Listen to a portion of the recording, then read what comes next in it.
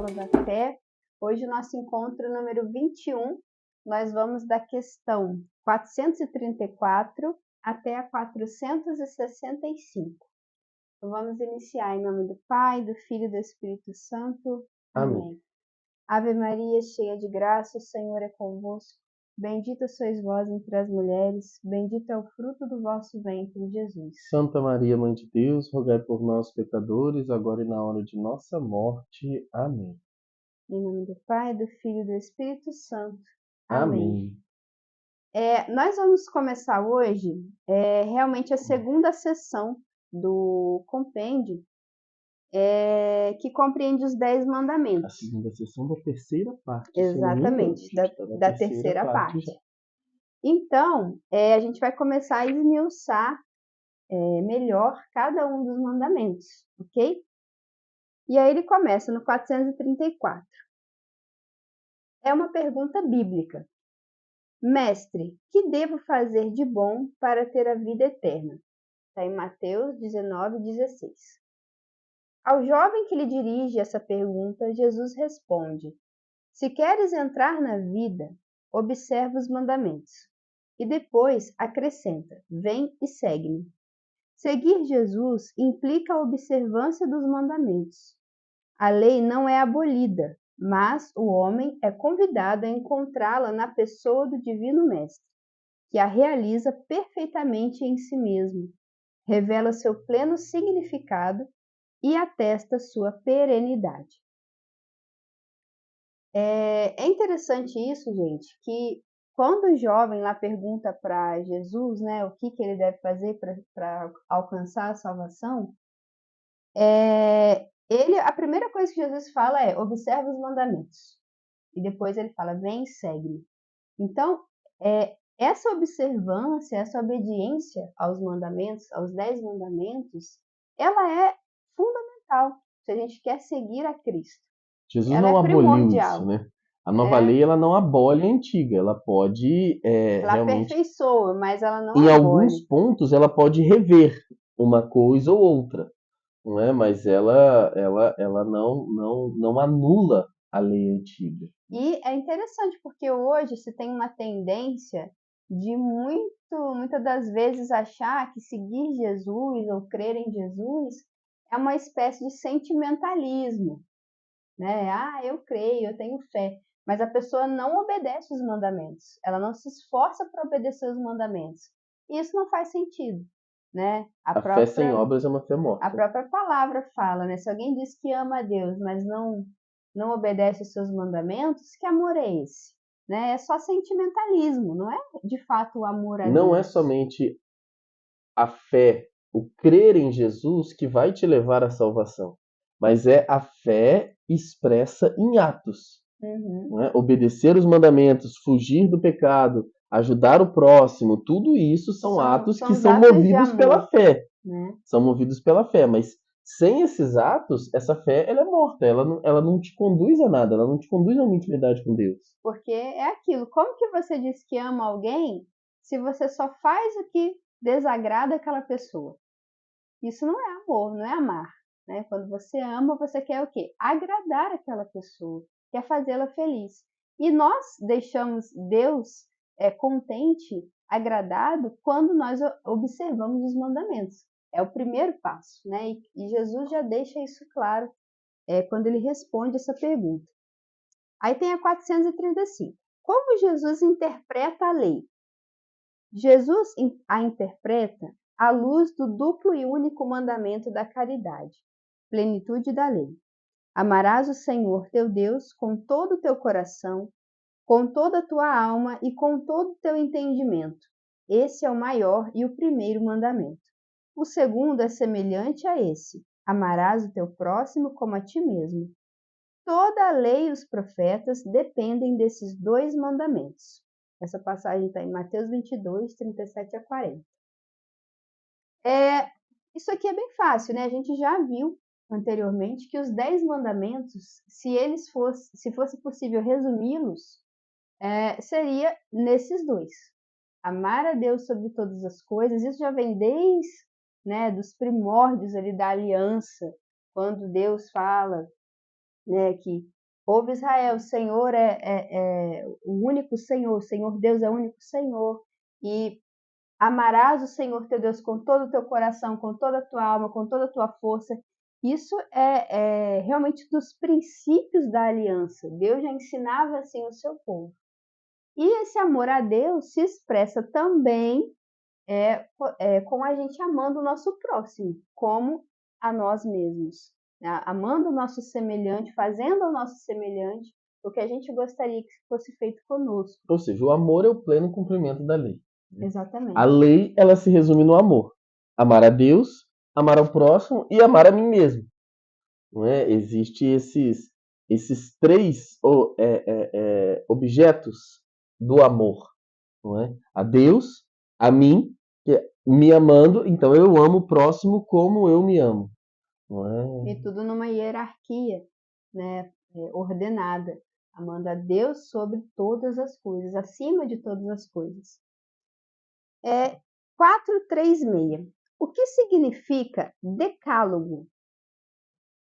Essa expressão decálogo significa 10 palavras. Essas palavras resumem a lei dada por Deus ao povo de Israel no contexto da aliança, mediante Moisés. Ao apresentar os mandamentos do amor de Deus, os primeiros 3, e do próximo, os outros 7, traça para o povo eleito e para cada um de nós em particular o caminho de uma vida livre da escravidão do pecado. Então, decálogo é essa expressão que é usada para se tratar dos 10 mandamentos, que foram dados pelo próprio Deus a Moisés, lá nas primeiras alianças de Deus com o seu povo. Então, de fato mandamentos divinos, mandamentos que não foram inventados aleatoriamente, mas foram recebidos por Moisés pelas mãos do próprio Deus. Então, tem os 3 primeiros, que são referentes ao relacionamento com Deus, e os outros 7 dizem respeito ao próximo, ao nosso comportamento para com o próximo. E eles são um caminho, os mandamentos eles indicam um caminho para uma vida livre da escravidão do pecado. Porque a gente já viu nos encontros anteriores que a verdadeira liberdade não é fazer o que se quer, mas a verdadeira liberdade é ser livre para o bem, é ser livre das escravidões presentes muitas vezes dentro de nós mesmos, para então poder fazer o bem. Para algumas visões distorcidas, o fato de você ser obrigado a fazer uma coisa pode representar que você não é livre, então, para escolher. Não é? Esses dias eu estava vendo até um trechinho, um pedacinho daquele filme. Como é que é o nome? Daquele que é um preso, que ele está possuído. É um filme recente agora. Não, tem um advogado que ele vai lá. Ah, é o Nefários. Nefários. E aí o demônio ele falava exatamente isso, entendeu? Ele acusando Deus de ser injusto porque ele dá o livre-arbítrio que você não pode usar. Entende? Porque você precisa seguir uma norma. Então, para que serviria esse livre-arbítrio, né, se você não pode escolher? O livre-arbítrio ele é exatamente para você escolher entre o certo e o errado. Existe o certo. E você precisa escolher o certo, né? Porque o amor ele é livre.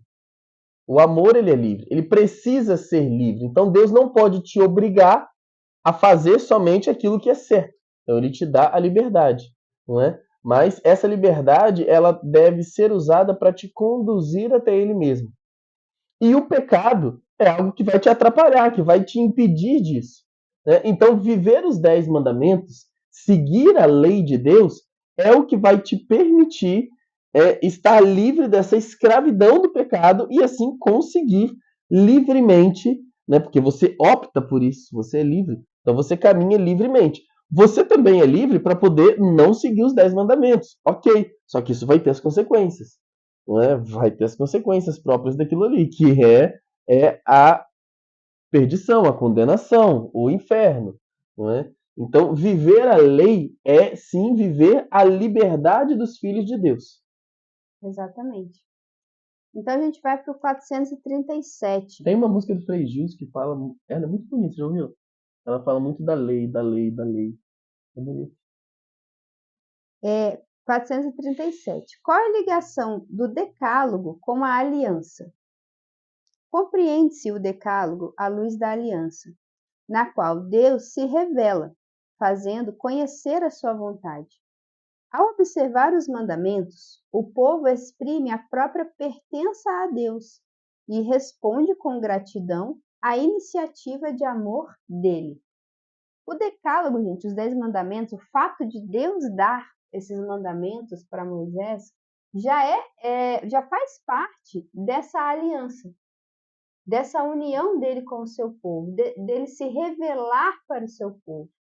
E a ligação entre os dois é que, a partir dessa iniciativa de Deus, que é sempre Deus que toma a iniciativa, o povo corresponde, o povo adere a essa aliança, a esses mandamentos, e corresponde com gratidão a essa iniciativa de Deus.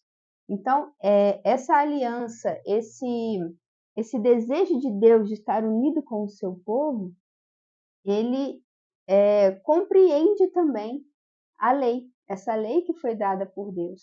É um reforço, digamos assim, para que o povo saiba o que Deus quer de nós, qual é a vontade dele para nós, para que nós estejamos unidos a ele. Ele então se manifesta através do decálogo, dos 10 mandamentos, e o povo responde. E é sempre assim que acontece, né? Deus tem a iniciativa de amor e nós correspondemos, nós obedecemos, nós assim nos unimos a ele, né, em aliança. A busca pela santidade é um caminho que ele não é tão claro, né? Então você precisa como se fosse de um mapa, né? A lei de Deus é um mapa que você vai seguir para você não ir às cegas, né? Porque você pensa num mundo onde você tem um monte de religião, um monte de coisas ok, eu sigo o Deus fiel, o Deus de Israel, o Deus que nos libertou do Egito. Mas e aí? Como que eu o sigo? Eu vou olhar para o lado e ver como que o pagão faz e eu vou fazer a mesma coisa? Sabe? Eu vou. Não, então Deus ele, né, começa já um processo de instrução, né, de realmente mostrar, iluminar esse caminho que o povo deve seguir. Que o povo dele seria um povo diferenciado, né, pelas suas atitudes, pelo seu comportamento. 438. Que importância dá a Igreja ao Decálogo? Fiel à Escritura e ao exemplo de Jesus, a Igreja reconhece no Decálogo uma importância e um significado primordiais. Os cristãos são obrigados a observá-lo. Então, Até hoje, gente, bem autoexplicativo. são os 10 mandamentos que tornam o pecado de matéria grave ou não. Sabe? A coisa foi lá no princípio do povo cristão, mas até hoje ele vigora assim como algo primordial, como algo de máxima importância, né? Se você não conhece os 10 mandamentos, né? Você não consegue nem fazer um exame de consciência decente para você se confessar. Você não está habilitado para ir ao padre se confessar. Ou seja, você também não está habilitado para comungar. Se você não tem de cor na sua cabeça, prontinho, os 10 mandamentos. Então é por isso que é essa importância da gente conhecer. Nesses próximos encontros, a gente vai ver um por um, né? Não vai ser tão longo, não é tão alongado, cada um dos mandamentos, mas é bem interessante a gente fixar muito bem o que faz parte dos 10 mandamentos, né? 439. Por que o decálogo constitui uma unidade orgânica? Os 10 mandamentos constituem um conjunto orgânico e indissociável, porque cada mandamento remete aos outros e a todo o decálogo. Por isso, transgredir um mandamento é transgredir toda a lei. Esse ponto aqui eu recorri para a gente poder comentar ao catecismo, né? Quando ele fala que os 10 mandamentos estão tão ligados entre si, né? Que quando você desobedece um, é como se você desobedecesse todos, né? Toda a lei. E aí no catecismo tem uma expressão muito bonita, no número 2069, que ele diz assim: quando eu amo o próximo, eu bendigo a Deus. Então, vocês veem que aqueles mandamentos referentes a Deus, né? Quando eu amo o próximo, eu dou um louvor a Deus, né? E eu não posso amar a Deus sem amar o meu próximo. A palavra de Deus diz isso. Né? Então, o decálogo, ele unifica. O catecismo fala isso. O decálogo, ele unifica a vida teologal, ou seja, a minha relação com Deus, e a vida social do homem, a vida com o meu próximo.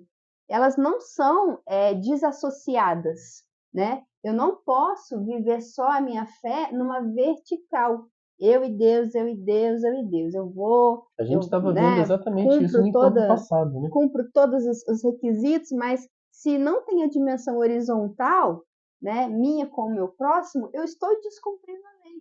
Da mesma forma, quando eu cumpro a parte horizontal, o amor ao meu próximo, eu louvo a Deus com essas atitudes. E quando eu maltrato, quando eu firo, digamos assim, o meu próximo, eu também estou ferindo o coração de Deus, estou ofendendo a Deus. Então, os 10 mandamentos, por mais que eles estejam divididos em mandamentos em relação a Deus e mandamentos em relação ao próximo, na verdade, eles são uma unidade. Porque a nossa vida, ela é essa unidade. Porque né? Se você pensar bem, qualquer pecado que você cometer, você já está ferindo o primeiro mandamento. Qualquer um. Qualquer coisa que você fizer de errado na sua vida, você já está ferindo o primeiro mandamento. Amar a Deus. Então, assim, às vezes você não está pecando direto contra o primeiro mandamento, que é um pecado gravíssimo, né? Porém, você já está lá, né? Você já está lá. Em alguma medida, você não está amando a Deus sobre não todas está as amando coisas. a Deus sobre todas as coisas. Então, tudo é tá nesse muito ligado. sentido que aqui fala que o decálogo é uma unidade orgânica. Tanto que Jesus ele conseguiu resumir todos os 10 mandamentos em 2, né? Isso, exatamente. Em 2. 440. Por que o decálogo obriga gravemente? É o que a gente estava falando, né? Porque ele anuncia os deveres fundamentais do homem para com Deus e para com o próximo. São assim, como se fosse o básico. O básico. É o básico de um cristão. Por isso que você desrespeitar os 10 mandamentos é um pecado grave, é uma matéria grave. Porque são deveres da primeira importância, né? Não é assim, os 10 mandamentos não vai dizer, olha, você vai pintar sua unha de azul ou de rosa. Não vai. Ele vai dizer, olha, não matar. São coisas assim de grave relevância. Então, desobedecer os 10 mandamentos implica realmente numa gravidade. 441. É possível observar o decálogo? Sim, porque Cristo, sem o qual nada podemos fazer, nos torna capazes de observá-lo com o dom do seu Espírito e da sua graça. Gente, nós temos o auxílio da graça, temos o auxílio do Espírito Santo, temos o auxílio dos sacramentos. O povo do Antigo Testamento vivia sem nada disso. Sem nada disso, vivia na marra. Os justos do Antigo Testamento, aqueles que foram resgatados da mansão dos mortos por Jesus e levados ao céu no sábado santo, né, eles viviam na marra. Tem muito mérito. Nós temos todos os auxílios tudo. Então, assim, a pergunta ela deveria ser: é possível um católico não conseguir viver os 10 mandamentos? Querendo verdadeiramente? Entende? Exatamente. Porque é impossível. Se você de fato quer viver e você tem o acesso a tudo isso, né? Tem um santo que fala isso, né? São Rafael Arnaiz. Ele falava assim, difícil é você fazer engenharia. Ser santo é fácil. Ser santo é simples. Porque nesse sentido, né? A gente tem todos os auxílios, a gente tem tudo que a gente precisa para ser santo, sabe? É só mesmo esse empenho, né? Essa correspondência da nossa parte. A nossa dificuldade, na verdade, em ser santo, eu acho que, assim, poderíamos dizer que se resume em duas. São duas dificuldades, né? Que ou você tem uma, ou você tem outra, ou você tem as duas, né? A primeira é realmente a cara de pau que a gente tem, né? De não levar a sério, de realmente viver a vida como se, sabe, as pessoas elas têm disso, né? A pessoa está trabalhando, é o sustento da família dele e às vezes ele não leva a sério, ele dá atestado falso, ele faz tudo isso. Por quê? Porque a pessoa é uma cara de pau. A pessoa, ela não está vivendo, ela não está levando a vida a sério. E, obviamente, ela também, né, se ela já tem essa tendência de não levar as coisas a sério, né? A pessoa tem um bom relacionamento em casa, tem uma boa esposa, tem uma boa família, e tá lá traindo, tá lá trocando mensagenzinha, tá lá fazendo isso tudo. Sabe? A pessoa, ela não consegue ter um senso de, cara, isso é demais, isso é importante, isso é grandioso o que eu tô vivendo, sabe? É fundamental. E, sabe, o tempo todo ela tá cagando na situação. Sabe? E isso a gente faz muito também com a nossa vida de fé. Mas eu acho que talvez o ponto mais difícil seja você encarar o céu como uma realidade. Ontem a gente estava falando no carro disso, né? O santo, aquele que consegue alcançar a santidade, ele é aquele que entendeu isso. O céu como uma realidade. Tipo, cara, o céu é mais real do que essa mesa. É mais real do que esse celular.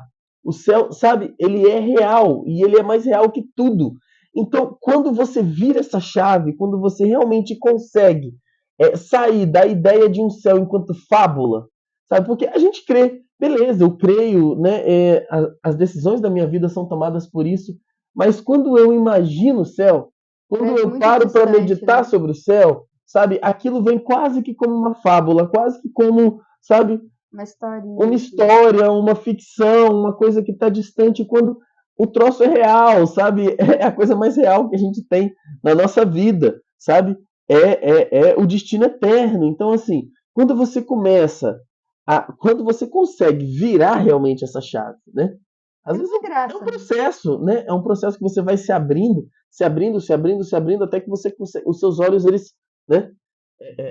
Cai a venda e você consegue realmente visualizar, contemplar essa verdade do céu enquanto real, né? Como assim, olha, daqui sei lá, um mês, não é? Eu vou fazer uma viagem, para Roma. Cara, você começa a pensar naquilo o tempo todo. Você se programa quase que todas as suas atitudes. Você não quer que nada dê errado.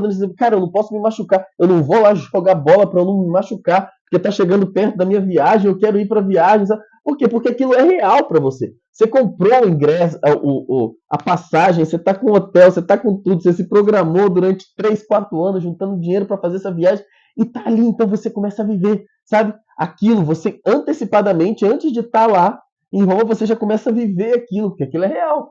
Agora, com o céu, né, precisa ser a mesma coisa. Né? Cara, daqui a alguns anos, daqui a poucos anos, né, porque se você for olhar 80, 90 anos, são poucos anos, com certeza eu já vou ter morrido. E eu vou para o céu. Eu vou estar no céu, ou não. Né? Então, você começa, sabe, a, a, a, a, a coordenar toda a sua vida, todas as suas decisões, os seus pensamentos, tudo pensando nisso, porque é a coisa mais importante, né, que você tem que fazer, que é conquistar o céu. Entende? Eu acho que isso, né, esses dois pontos é o que torna difícil. Se você não tem essa cara de pau, você já cresceu em virtude, você já amadureceu, e você consegue virar essa chave do céu enquanto real, aí nada te prende mais. Você destravou total, né? E aí é só realmente ir subindo as moradas e crescendo a intimidade com E aí Deus. a vivência dos mandamentos fica natural, né? A vivência dos mandamentos nesse contexto Na verdade é aquilo. Aí de você vai graça, né? conseguindo se aprofundar cada vez mais, né? Na vivência da castidade, ela não fica só no não pode, não pode, não pode. Mas você começa a amar de forma mais profunda, você começa a buscar uma pureza, sabe? Algo que está além Da daquela lei. superfície, né? Do basicão. Do basicão. Porque os mandamentos, ele é isso. Ele é aquele É o basicão, chão, mas né? em cada um você consegue ir se aprofundando, você consegue ir mergulhando, sabe? Quem é o santo? É aquele que viveu os 10 mandamentos cada vez mais Mais profundamente. alto. Então vamos começar, né? O primeiro mandamento. 442. O que implica a afirmação de Deus: Eu sou o Senhor teu Deus? Porque aqui, só para contextualizar, né? Ele fala: Amarás o Senhor teu Deus de todo o coração, de toda a alma, de todo o entendimento. Então ele pergunta: o que implica a afirmação de Deus? Eu sou o Senhor teu Deus, em Êxodo 20. Implica para o fiel guardar e praticar as 3 virtudes teologais e evitar os pecados que a elas se opõem. A fé crê em Deus e rejeita o que lhe é contrário, como, por exemplo, a dúvida voluntária, a incredulidade, a heresia, a apostasia, o cisma. A esperança espera com confiança a bem-aventurada visão de Deus e a sua ajuda, evitando o desespero e a presunção. E a caridade ama a Deus acima de tudo. Recusam-se, portanto, a indiferença, a ingratidão, a tibieza, a assídia ou preguiça espiritual, o ódio de Deus que nasce do orgulho. Essa pergunta, o compêndio, ela pode ser respondida de muitas formas, mas o compêndio trouxe essa luz, né, que quando Deus se revela, eu sou o Senhor teu Deus, a nossa correspondência passa pelas 3 virtudes teologais. Nossa para com Deus. Exercer a virtude teologal da fé, da esperança e da caridade, que a gente já viu nos encontros passados, para com Deus. E isso evita pecados, né? Por exemplo, quando eu creio, quando eu tenho a fé em Deus, eu evito os pecados relacionados à fé.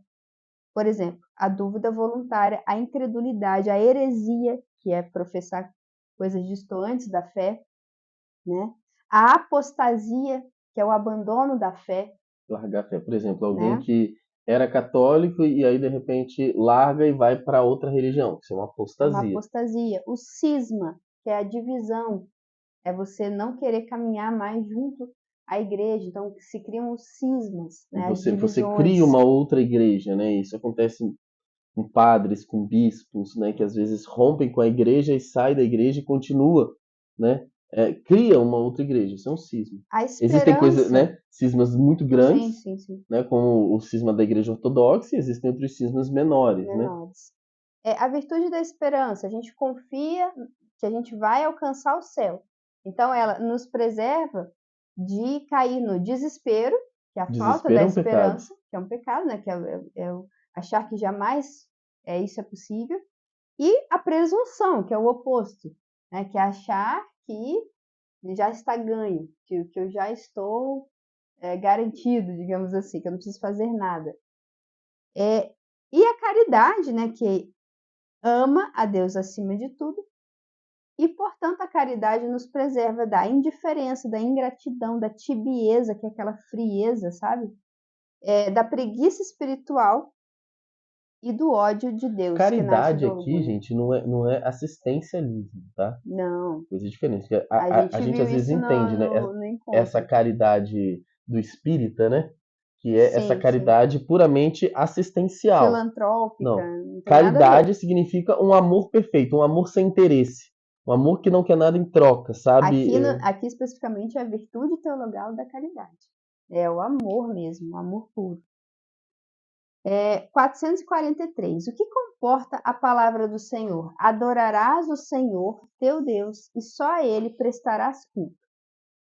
Comporta adorar a Deus como Senhor de tudo que existe, prestar-lhe o culto devido individual e comunitariamente, orar a Ele com expressões de louvor, de agradecimento e de súplica, oferecer-lhe sacrifícios, sobretudo o espiritual da nossa vida, unindo ao sacrifício perfeito de Cristo, manter as promessas e os votos feitos a Ele. Bom, essa pergunta está bem autoexplicativa, né? O que comporta a nossa adoração e o nosso culto? São esses tópicos. Somente né? Deus é Deus. Só Ele Somente Deus é devido, Deus. a nossa adoração. Muitos nos acusam, né, de idolatria. Por causa de gestos externos, né? A gente se ajoelha diante de uma imagem, a gente reza, não sei o quê. Mas isso não tem nada a ver com idolatria. Idolatria é exatamente você considerar qualquer outra coisa, seja uma pessoa, seja uma entidade, seja uma ideia, seja, né, um objeto, como Deus. Ou seja, né, aquela pessoa, aquele objeto, tem o poder, né, de mudar a minha vida, tem o poder de transformar a minha realidade, tem o poder de me trazer uma salvação, não é?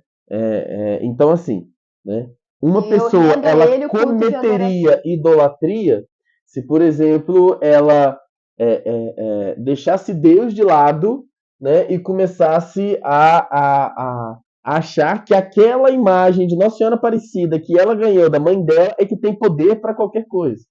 É que tem o poder para poder salvar a vida dela. Então ela tem que, diante daquela imagem específica, fazer todo um rito, né, de oração própria, de não sei o quê, de blá blá blá blá blá blá.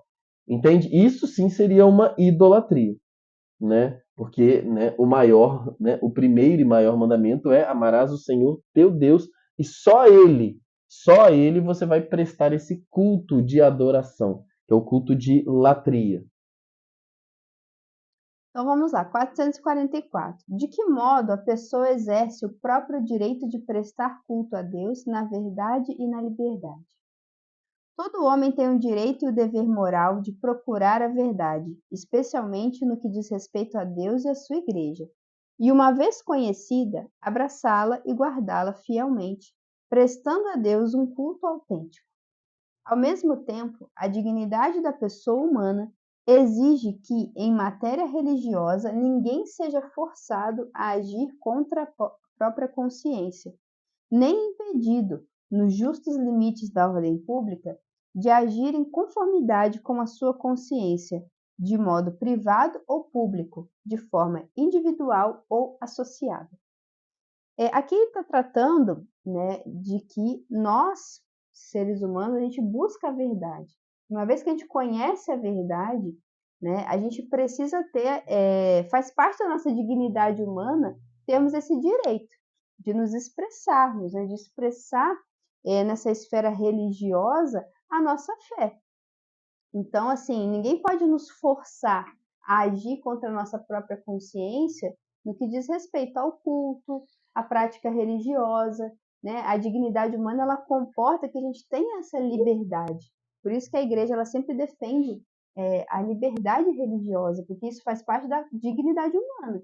Você dar condições dentro, como falou aqui, né, dos limites da ordem pública, para as pessoas terem a liberdade de expressar o que a sua consciência lhe diz, né, em termos religiosos. Isso é fundamental.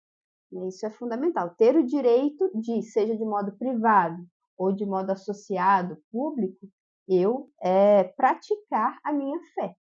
Ok? 445. O que proíbe Deus quando manda não terás outros deuses além de mim? Esse mandamento proíbe. Aí vamos ter uma lista aqui. O politeísmo e a idolatria, que diviniza uma criatura, o poder, o dinheiro, até o demônio. Então, primeiro ponto, politeísmo, ou seja, vários deuses. Muitas né? religiões, né? Tem Muitas vários religiões deuses. têm vários deuses, várias entidades que estão no mesmo nível, né? E A mais seriam próxima deuses. nossa aqui seria, sei lá, Umbanda, Candomblé, esses negócios, porque os É, orixás seriam como, né, como na mitologia romana ali, grega, os deuses, né? Então você tem o Xalá como o maior deles, e aí você tem todos os outros ali, né? Isso seria, é uma espécie de politeísmo. e a idolatria, que a gente já comentou. 2. A superstição. Olha aí, no primeiro mandamento está englobada aí a superstição, que é um desvio do culto devido ao verdadeiro Deus e se exprime também nas várias formas de adivinhação, magia, feitiçaria e espiritismo. Olha só, né? Superstição é um desvio do culto ao verdadeiro Deus, né? Porque Você muitas achar que vezes fazer você alguma acha que coisa, que botar uma coisas, planta, que botar né? um, sei lá, botar Ou um não passar debaixo de uma elefante com a bunda escada, virada para não sei o quê, vai cruzei com um gato fazer alguma preto. coisa na sua vida.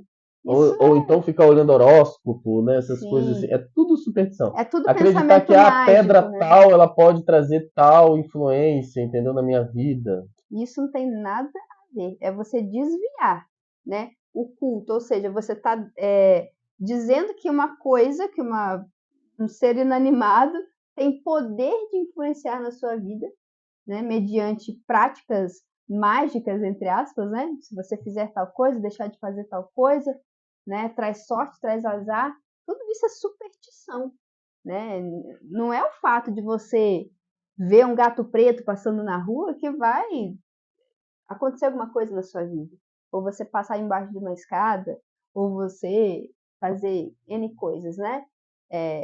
Mesma coisa horóscopo, adivinhação, espiritismo. Tudo isso é um desvio do culto que é devido só a Deus, né?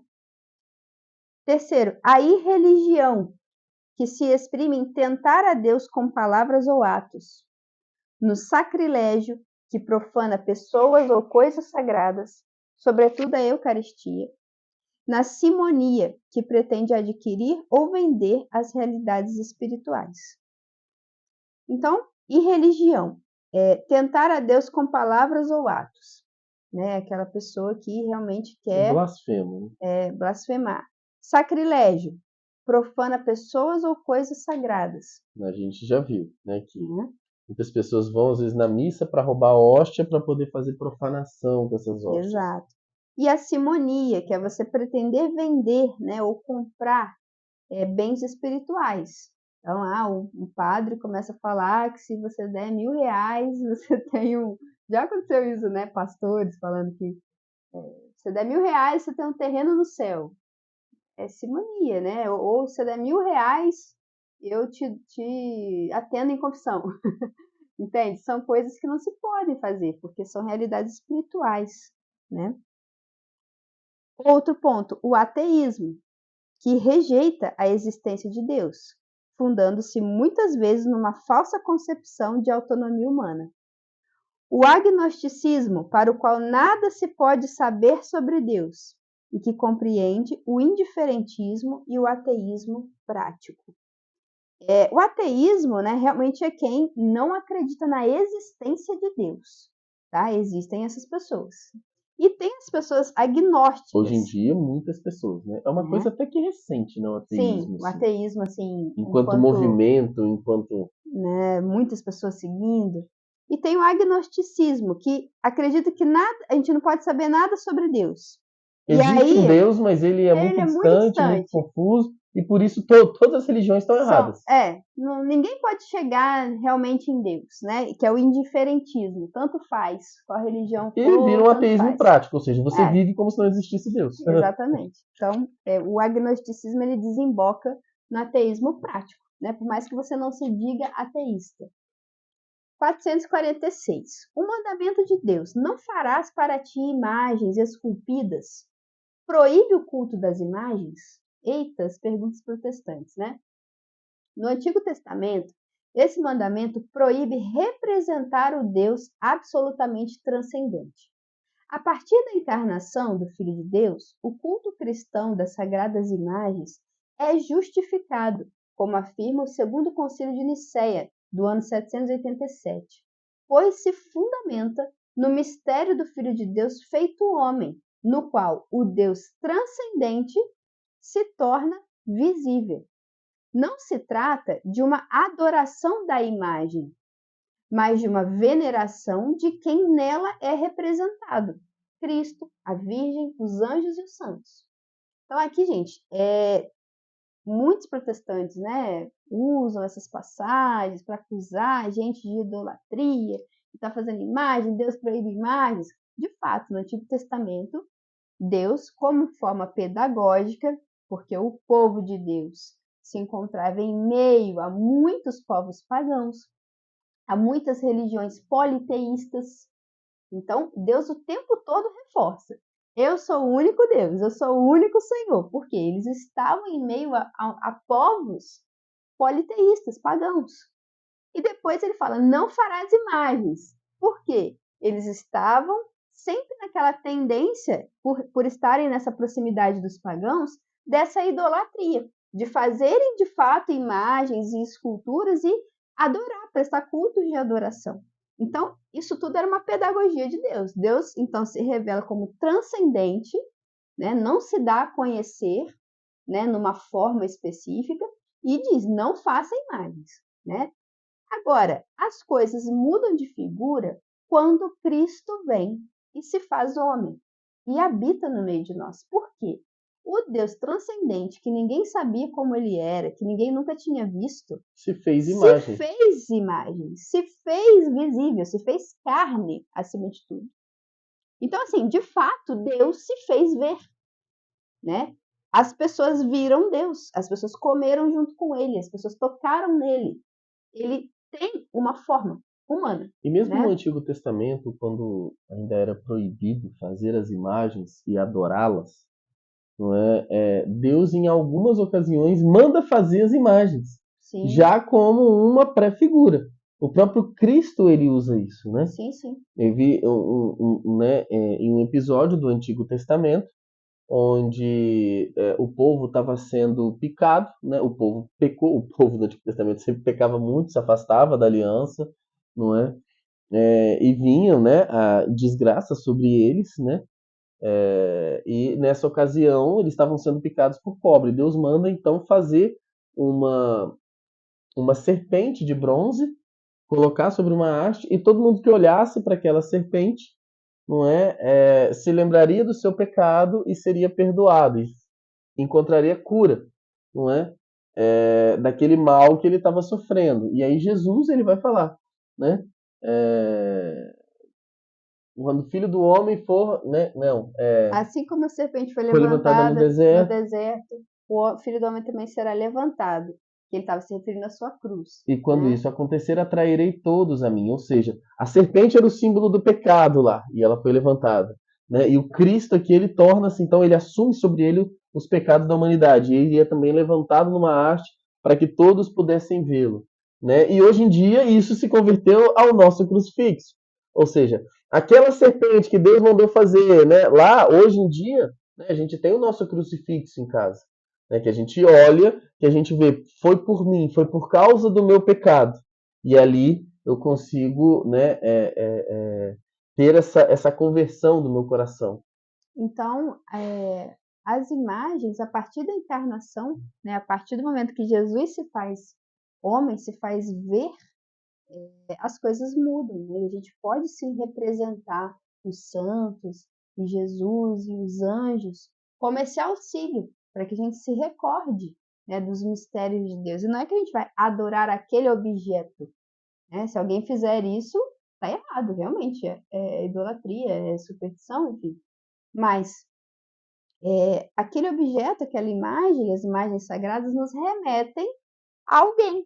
Né? Quando a gente olha um crucifixo ou Jesus ressuscitado, qualquer imagem desse tipo, Jesus misericordioso, a gente não está prestando culto àquele objeto, mas a gente se remete a Cristo, né? Que é uma realidade, que é alguém de fato, né? A Virgem Maria, os santos. Então, isso é muito simples, né? Só mesmo quem tem uma leitura muito fundamentalista e de má vontade, no fundo, é que fica jogando esses versículos soltos, né, do Antigo Testamento para dizer que é proibido, né, se fazer as imagens. 447, a gente vai entrar agora no segundo mandamento. Não pronunciarás o nome de Deus em vão. Tudo isso foi só o primeiro mandamento. O segundo mandamento, então. Não tomar o santo nome de Deus em vão. A palavra-chave do nosso encontro é mandamento, tá? Do nosso encontro de hoje. Mandamento. 447. Como se respeita a santidade do nome de Deus? Respeita-se invocando o nome santo de Deus, bendizendo, louvando e glorificando. Portanto, devem ser evitados o abuso de apelar para o nome de Deus para justificar um crime e qualquer uso inconveniente do seu nome, como a blasfêmia, que por sua natureza é um pecado grave, as pragas e a infidelidade às promessas feitas em nome de Deus. Então, assim, aqui está dizendo, né? A gente deve reverência ao nome de Deus. Rogando praga em nome de Deus. Porque a pessoa começou a questionar ele, e ele lá de cima amaldiçoando a pessoa, rogando e dizendo em nome de Deus, nome né? de Deus. Então, assim, primeira coisa, para honrar o nome de Deus, louvar, bendizer, glorificar, sempre se remeter a Deus com a devida reverência, né? E evitar... Existe uma festa litúrgica só do Santíssimo Nome de Jesus. O nome de Jesus, né? Tem uma festa litúrgica. Ou seja, evitar qualquer uso inconveniente do seu nome, né? Especialmente a blasfêmia, que é, né, um pecado grave, as pragas, que é você usar o nome de Deus para maldizer alguém, e a infidelidade às promessas feitas em nome de Deus, né? Aquele juro por Deus, que na verdade você está mentindo, é um tomar o santo nome de Deus em vão, né? 448. Por que é proibido o juramento falso? Porque assim se invoca a Deus, que é a própria verdade, como testemunha de uma mentira. Aí tem uma frase de Santo Inácio: não jurar nem pelo Criador nem pela criatura, senão com verdade, por necessidade e com reverência. Então, assim, é muito feio, né? Acima de tudo, quando a gente fica jurando por Deus uma mentira, né? Um juramento falso. Porque você invoca Deus como testemunha de uma mentira, e ele que é a própria verdade. Então, isso é de fato contra o segundo mandamento.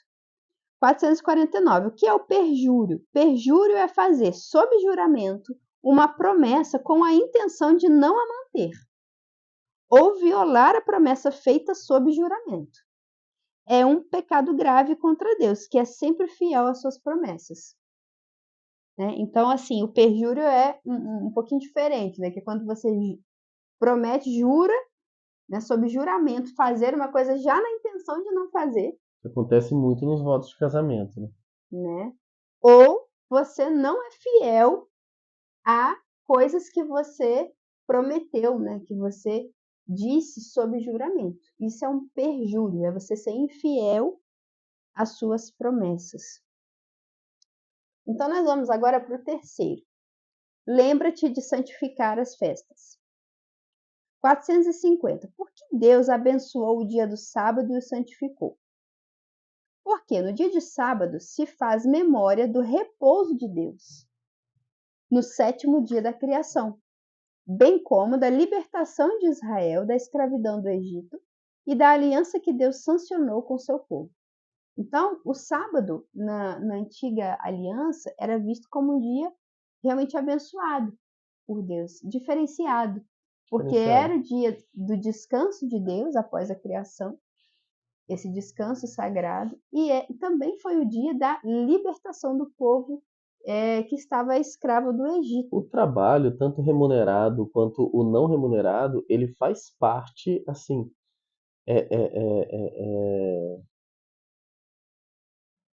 da inteireza da vida do homem, né? De quando a gente acorda até quando a gente vai dormir, praticamente a gente está trabalhando, a gente está fazendo alguma coisa. Se eu não estou rendido à preguiça, não é? Eu estou fazendo alguma coisa, com pequenos intervalos de descanso, né? Mas a vida do homem e da mulher honestos, né, que tem a sua família, que é trabalho do começo ao fim. Então é necessário um dia, né, para esse descanso e para o culto divino. Né? Você precisa parar. Então isso virou um mandamento, virou uma ordem de Deus. Olha, durante 6 dias, beleza, você vive a sua vida ordinária, faz seus corre, mas em um dia você vai parar. Parar para descansar, para poder contemplar a beleza, né, da criação e para poder prestar um culto de adoração decente a Deus. E aí vamos para 451. Como se comporta Jesus em relação ao sábado? Jesus reconhece a santidade do sábado e, com autoridade divina, dá sua interpretação autêntica. O sábado foi feito para o homem, e não o homem para o sábado.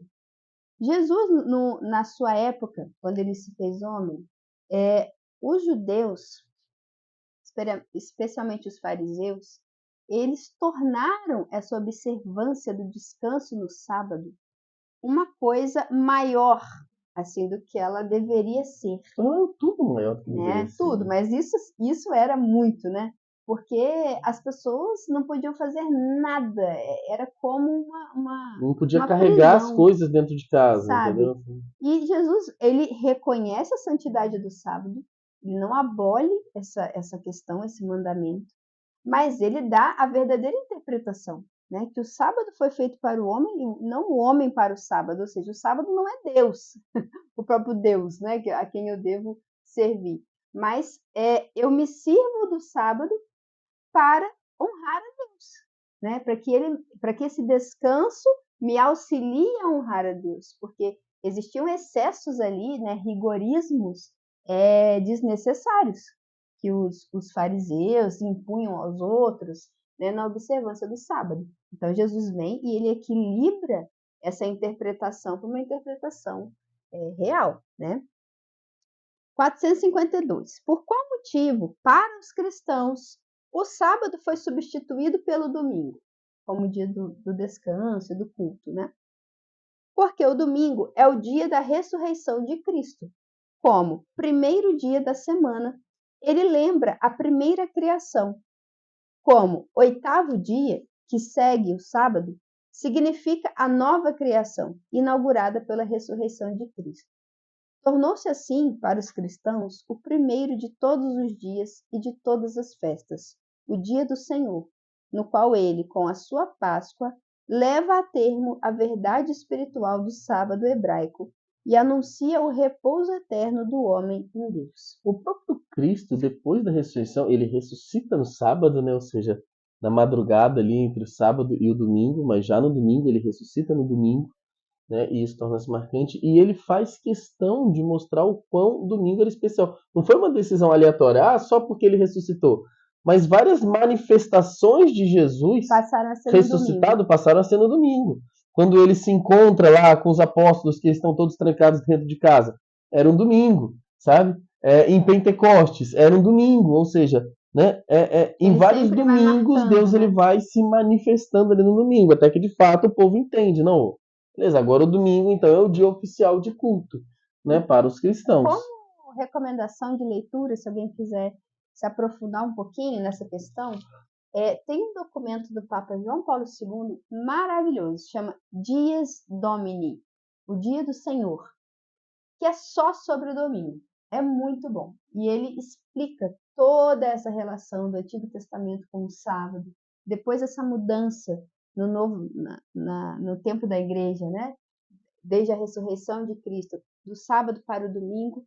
E ele explora muito bem como viver o nosso domingo, o nosso descanso. É muito bom, tá? Chama Dies Domini, tem de graça na internet, se você colocar no Google. Vale muito a pena. 453. Como se santifica o domingo? Os cristãos santificam o domingo e as outras festas de preceito, participando da Eucaristia do Senhor e abstendo-se também daquelas atividades que impedem de prestar culto a Deus e perturbam a alegria própria do dia do Senhor, ou o necessário descanso da mente e do corpo. São permitidas as atividades ligadas a necessidades familiares ou a serviços de grande utilidade social, desde que não criem hábitos prejudiciais à santificação do domingo, à vida de família e à saúde. Então, assim, o domingo é santificado, primeiro, domingo e as festas de preceito, né? Participando da Eucaristia, da Santa Missa, e reservando esse tempo de descanso, né, da mente e do corpo. É lógico, tem pessoas que têm trabalhos que às vezes precisam trabalhar no domingo, né? É o que o catecismo fala da necessidade social, ou necessidades familiares urgentes que você precisa resolver. Não é ônibus, farmácia, né? Hospital. Ok, né? A gente vai viver. Mas é preciso criar esse hábito de que o domingo seja um dia mais tranquilo, um dia mais de descansar, de ficar com a família, de rezar, de ir à missa, de fato render esse tempo, né, de repouso, de pausa na nossa semana, para que a gente não fique nesse ritmo que muitas vezes nos engole e que faz até mesmo a gente se esquecer de que a gente tem vida espiritual.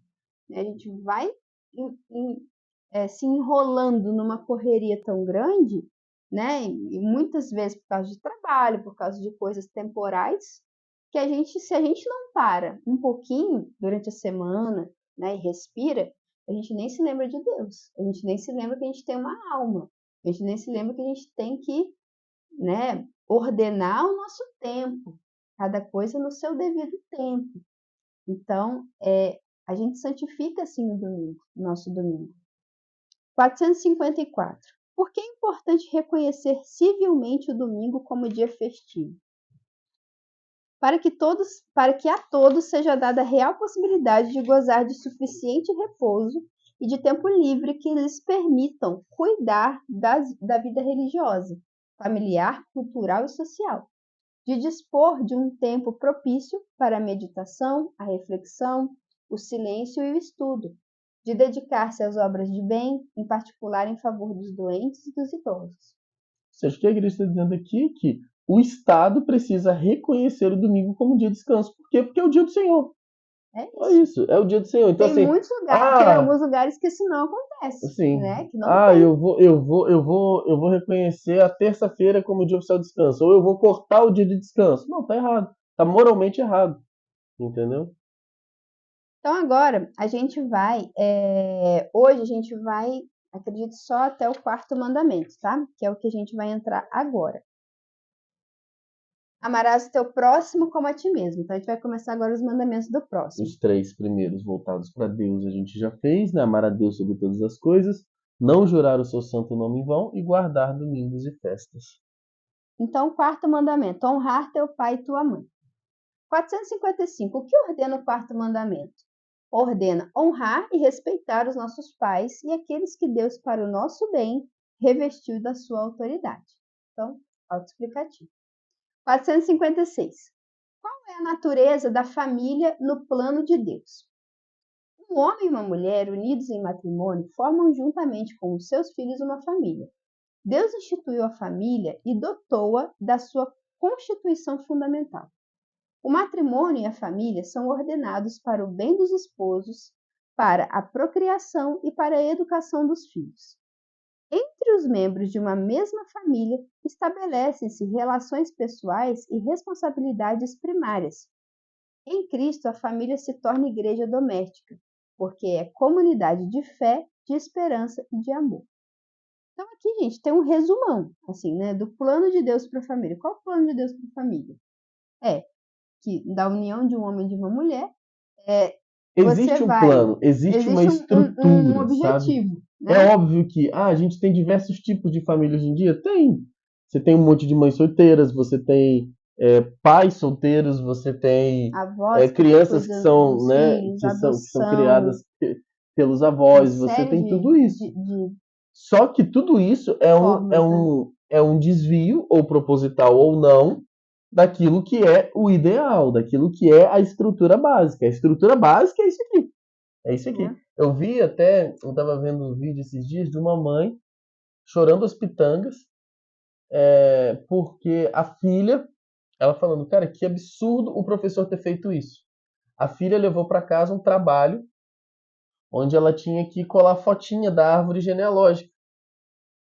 Só que, tipo assim, ela nunca teve pai e a criança também, tipo assim, ela nunca conheceu o pai, não sabia quem era, não tinha foto, não tinha nada. Então, ela achando um absurdo, porque a família dela não tinha. Agora a filha dela ia ficar chorando e dizendo que só ela, não sei o quê.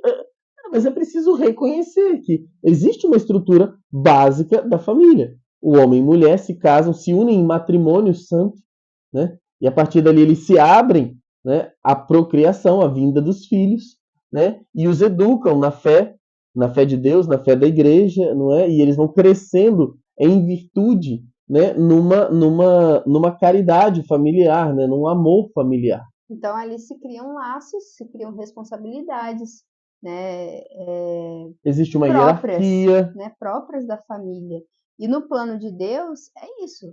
É o bem dos esposos, a procriação e a educação dos filhos. Não que se eu não tiver essa estrutura certinha, eu não consiga viver. Mas eu preciso ir adaptando, eu preciso entender que tem alguma coisa que está diferente daquilo que era o padrão e eu vou usar, então, a minha inteligência, a minha criatividade, o meu esforço para poder adaptar e tentar continuar vivendo esses laços. Por exemplo, uma família que não tem o pai em casa. A mãe, ela não pode simplesmente ignorar a presença masculina.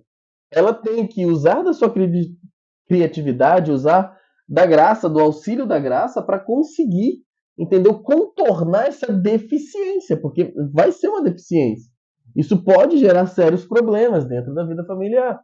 Então ela vai ter que, de alguma forma, arrumar meios paliativos, né, para conseguir suprir, né, essa carência. E aí nós vamos para o 457. Que lugar ocupa a família na sociedade? A família é a célula originária da sociedade humana e antecede qualquer reconhecimento por parte da autoridade pública. Os princípios e os valores familiares constituem o fundamento da vida social. A vida de família é uma iniciação à vida da sociedade. Assim, gente, sem família não existe sociedade. A sociedade é... E a família antecede qualquer outro tipo de sociedade. Então, assim, é impossível, né, um Estado tentar determinar o que é ou não uma família. Exatamente. Entende? Ele não tem esse poder, ele não tem essa autoridade. Porque a família, ela precede qualquer outra sociedade, né, que possa existir. Então, realmente, o fundamento da vida social, né, de uma estrutura de sociedade, é a família. Ela tem que ser respeitada, ela tem que ser valorizada, porque sem ela não existe sociedade, né? E deve ser respeitado aquele princípio da subsidiariedade, né, que é exatamente, ou seja, aquilo que pertence ao âmbito familiar, o governo não se mete, o Estado não se mete, a escola não se mete, entendeu? A Não, família não. tem esse direito, né, Esse de ter sua direito. autonomia enquanto família.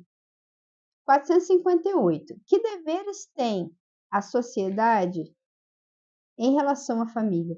A sociedade tem um dever de apoiar e consolidar o matrimônio e a família, no respeito também do princípio da subsidiariedade. Os poderes públicos devem respeitar, proteger e favorecer a verdadeira natureza do matrimônio e da família, a moral pública, os direitos dos pais e a prosperidade doméstica. É o que a gente estava comentando. As estruturas públicas, os governos têm o dever de proteger, de auxiliar, de favorecer a família, sempre, de promover a família, né? 459. Quais são os deveres dos filhos em relação aos pais? Em relação aos pais, os filhos devem respeito, piedade filial, reconhecimento, docilidade e obediência, contribuindo assim, inclusive, com as boas relações entre irmãos e irmãs, para o crescimento da harmonia e da santidade de toda a vida familiar. Quando os pais se encontrarem em situação de indigência, de doença, de solidão ou de velhice, os filhos adultos devem-lhes ajuda moral e material. São obrigados a isso. Tá? Então, honrar pai e mãe tá aí, né? Você dá a reverência, agir com docilidade, com obediência, com os seus pais e auxiliá-los, especialmente nesses tempos, né, de dificuldade, de velhice, de solidão, de doença, enfim. Lembrando que, obviamente, né, o amor a Deus ele está acima da obediência aos pais. Então, Sim, sim. né, se um pai, né, por uma perversão, ele está te mandando, né, ir cometer um pecado, né, ou fazer qualquer coisa do tipo, você não deve essa obediência a ele de forma nenhuma. Sim, só para a gente ter a clareza da hierarquia das coisas, né? 460. Quais são os deveres dos pais em relação aos filhos? Os pais participantes da paternidade divina são os primeiros responsáveis pela educação dos seus filhos e os primeiros anunciadores da fé a eles. Têm o dever de amar e respeitar os filhos como pessoas e como filhos de Deus, e de prover quanto possível as suas necessidades materiais e espirituais, escolhendo para eles uma escola adequada e ajudando-os com prudentes conselhos na escolha da profissão e do estado de vida. Em particular, tem a missão de os educar na fé cristã. Então, aqui está dizendo, né, que os pais têm o dever de educar os filhos e de prover as suas necessidades, tanto materiais quanto espirituais. Né? E muitas vezes Dentro das possibilidades, né? né, É óbvio. Ninguém é obrigado a pagar uma escola particular para o filho. Ninguém é obrigado a pagar um plano de saúde para o filho. Obrigado. Né? Mas você é obrigado a dar aquilo que está ao seu alcance, dentro das suas condições. Se você tem condição, sim, você está obrigado a isso. E né? não só as coisas materiais, Mas é bem destacado aqui as necessidades também espirituais. Principalmente as espirituais. Né? O anúncio da fé, os bons conselhos na hora de direcionar os filhos para a escolha de uma profissão, para a escolha da sua vocação mesmo, né? Para a correspondência, né, a uma vocação, seja ela para o matrimônio, seja ela para a vida religiosa. Quantos vocacionados que não tem que arrumar confusão dentro de casa para conseguir viver sua vocação? Exatamente. Porque o pai simplesmente não aceita. Como assim? É um desrespeito, né, ao filho. É um desrespeito, porque o filho às vezes é chamado a uma vocação específica, né? Está sendo chamado a ser sacerdote, a ser religiosa, sei lá. E o pai desrespeita aquilo, porque ele não quer isso pro filho. E isso é complicado, né? Então a gente tem que contar com a graça realmente e agir de acordo com a vontade de Deus. 461. Como os pais educam os seus filhos na fé cristã? Principalmente com o exemplo, a oração, a catequese familiar e a participação na vida eclesial. Isso aqui é uma lapada, cara. Resumo. Começa principalmente por exemplo. Principalmente pelo exemplo. Ou seja, cara, se você não tem uma busca de virtude, se você não luta contra o pecado, sabe? Você nunca vai conseguir educar o seu filho na fé. A chance do seu filho se perder é gigantesca e a culpa é sua e você vai responder por isso diante de Deus, sabe? Então, a sua busca, ela não é só para a sua salvação, mas ela vai influenciar na salvação da tua família inteira, sabe? Uma busca sincera, uma conversão sincera, que não é da boca para fora. Aí tá lá o exemplo, depois a oração, a catequese familiar e a participação na vida eclesial, ou seja, na vida da igreja. Buscar as virtudes e lutar contra o pecado sinceramente. Você vai fazer isso na sua vida. Segundo, proporcionar momentos de oração em família. Né? E, gente, uma família que não reza o terço junta, que família católica é essa? Sabe? Não dá para rezar todo dia. Então reza uma vez por semana, escolhe um dia da semana e reza. Não dá para rezar todo mundo junto. Então, não precisa juntar todo mundo, mas reza, sabe? A família precisa se reunir. Faltou não tem problema. Reza. Vida de oração na igreja e dentro de casa é fundamental. Aí, terceiro, catequese. Você precisa estudar. O que você está fazendo aqui agora, de conhecer o compêndio, é importantíssimo para quê? Para que você possa transmitir. Catequese não é obrigação da igreja. Catequese é obrigação dos pais. Os pais têm a obrigação de ensinar os filhos na fé. A igreja está ali só para poder dar um auxílio, né? Dar um a mais. A criança iniciar uma convivência, não é? Paroquial. Né? Mas a catequese, a transmissão da fé, ela tem que ser feita pelos pais. É dever dos pais esse anúncio da fé. E a participação na vida eclesial, né? Ir à missa, participar, ter vida comunitária, né? Ter a vida paroquial, a vida de igreja, né? Isso tudo faz parte, todos esses elementos, da educação na fé, que é uma obrigação dos pais. Então, a gente tem que ter bem claro, né, esse dever. 462. Os laços familiares são um bem absoluto? Os vínculos familiares, embora importantes, não são absolutos, porque a primeira vocação do cristão é de seguir Jesus, amando. Quem ama pai ou mãe mais do que a mim, não é digno de mim. E quem ama filho ou filha mais do que a mim, não é digno de mim. Mateus 10:37. Os pais devem favorecer com alegria o seguimento de Jesus por parte dos seus filhos, em qualquer estado de vida, mesmo na vida consagrada ou no ministério sacerdotal. A gente acabou de falar, né? Que triste é quando a família embarrera, né? Se coloca como um obstáculo, como um entrave na vocação do filho. Por quê? Os laços familiares não são um bem absoluto. Que você precisa estar perto do seu filho acima de todas as coisas. Não, acima de Jesus não. Né? Não. Hoje em dia tá muito isso assim, né? Tem muita gente assim. A minha família é meu tudo. Tá errado. Tudo, tá errado. Sua família não é o seu tudo. Eu amo demais a minha esposa, sabe? Eu dou a minha vida por ela, mas, sabe, ela não é o meu tudo. Ela não é o meu tudo. Nosso tudo é Deus. Então a gente tem que ter um amor pelas coisas ordenado, sabe? Tem que ter uma hierarquia. Se você não consegue hierarquizar as coisas, vira uma bagunça no seu interior. Então, olha, um mandamento é honrar pai e mãe, honrar a família. mas tudo no seu devido lugar, né? Porque isso traz até uma saúde afetiva, uma Emocional, saúde sim, emocional. né? Esse Porque se apego a pessoa demasiado, ela não né? consegue colocar numa hierarquia, sabe? Ela começa a exigir, a minha esposa é o meu tudo. Eu começo a exigir coisas dela que ela nunca vai poder me dar. Por quê? Porque só Deus pode me dar, sabe? Só Deus pode me completar, só Deus pode me E preencher a por gente vê completo. isso também muito comum em casamentos, né? De mães e pais muito apegados aos filhos, então não permite que o filho caminhe por si mesmo, ou às vezes filhos apegados demasiadamente aos pais, que não conseguem ter a sua Não vida, consegue né? romper o cordão Caminhar, umbilical ali, viver sabe? sua Não é própria que família, tomar suas próprias vai rolar decisões. ali uma indiferença, né, entre eles, não, vai tem que haver esse amor, né, esse respeito, essa convivência, Mas tem mas que haver também o deixar pai e mãe. né, esse apego demasiado, muitas vezes é prejudicial à vocação, né, no matrimônio ou à vida adulta mesmo, né? 463. Como deve ser exercida a autoridade nos vários âmbitos da sociedade civil? Aqui já está dizendo, né, não só sobre a questão da família, mas da autoridade.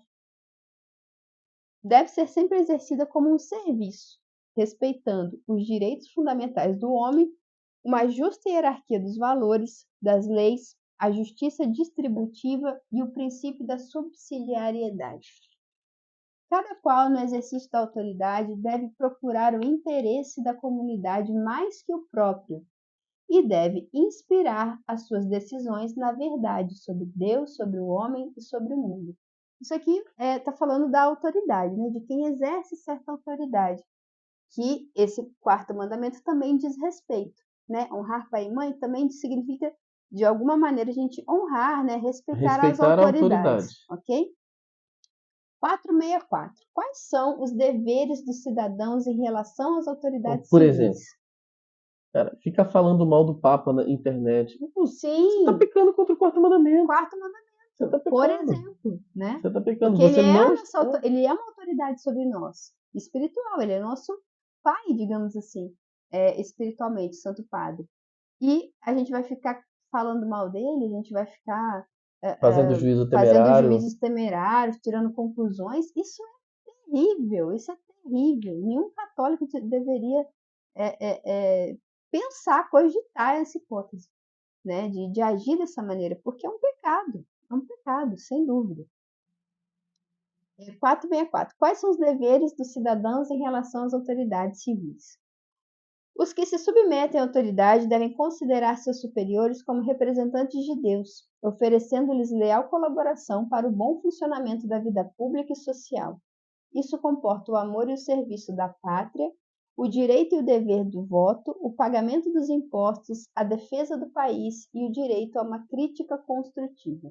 Isso aqui são alguns deveres que ele está dizendo em relação à pátria, né, ao país, às autoridades, agir de forma honesta, de forma a colaborar, né, dentro da lei, para que a gente tenha um comportamento honesto, né, um comportamento segundo a vontade de Deus. Ou seja, Então, esse quarto mandamento ele se se estende um pouco estende, além da né? família, Exatamente. né? Mas também a todo aquele que tem uma autoridade civil. E aí, por fim, para a gente finalizar nosso encontro, quando o cidadão não deve obedecer às autoridades civis?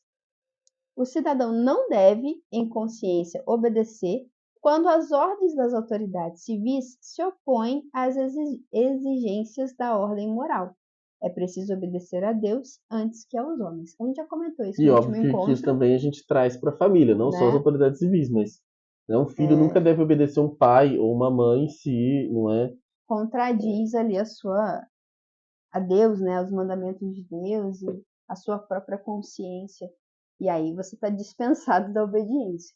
Né? Isso aí serve tanto para as autoridades civis, tanto para a vida familiar. Né? Então é isso, gente. A gente finaliza aqui. No próximo encontro a gente vai dar prosseguimento com os mandamentos, né?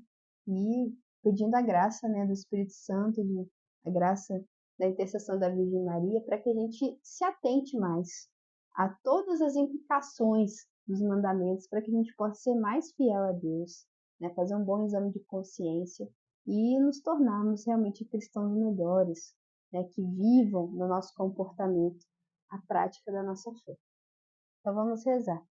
Ave Maria, cheia de graça, o Senhor é convosco. Bendita sois vós entre as mulheres, bendito é o fruto do vosso ventre, Jesus. Santa Maria, Mãe de Deus, rogai por nós, pecadores, agora e na hora de nossa morte. Amém. Em nome do Pai, do Filho e do Espírito Santo. Amém. Amém. Até o próximo encontro, gente. Um grande abraço.